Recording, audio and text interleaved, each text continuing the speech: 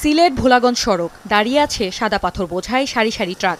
লুট হওয়া সাদা পাথর উদ্ধারে বুধবার রাত থেকে অভিযানে নেমেছে সেনাবাহিনী, পুলিশ, বিজিবি সহ প্রশাসনের বিভিন্ন দপ্তর। দীর্ঘদিন ধরে অবৈধভাবে পাথর উত্তোলন বন্ধে প্রশাসনের এই অভিযানকে স্বাগত জানিয়েছেন স্থানীয়রা। আসলে আমার খুব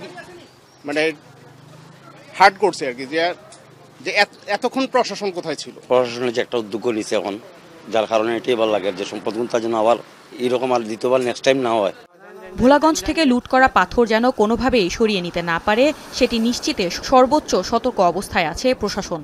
বর্তমান আইনশৃঙ্খলা খুবই স্বাভাবিক, কোনো সমস্যা নেই। আমরা কাজ করছি, আমরা সিভিল প্রশাসনকে সাহায্য করছি, আর আমাদের নিজস্ব বাংলাদেশ পুলিশ বাহিনী যে কাজ সেই কাজও আমরা নিয়মিতভাবে করে যাচ্ছি। পরিবহন শ্রমিকরা অভিযোগ করছেন, পর্যটন স্পট থেকে লুট হওয়া সাদা পাথরে ট্রাক ছেড়ে দেওয়া হচ্ছে, অথচ ভারত থেকে আমদানি করা এলসি পাথর আটকে রাখা হচ্ছে। ওরা মাল তো হলটা মনে হয় চিনেন না, সাদা পাথর কোনটা এলসি পাথর কোনটা।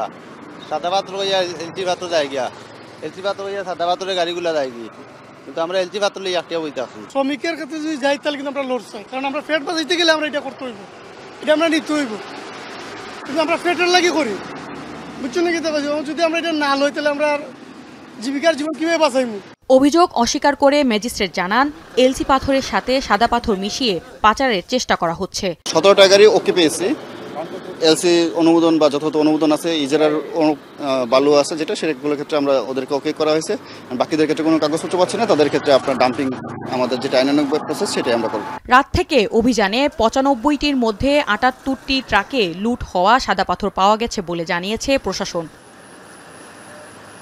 এখন সিলেট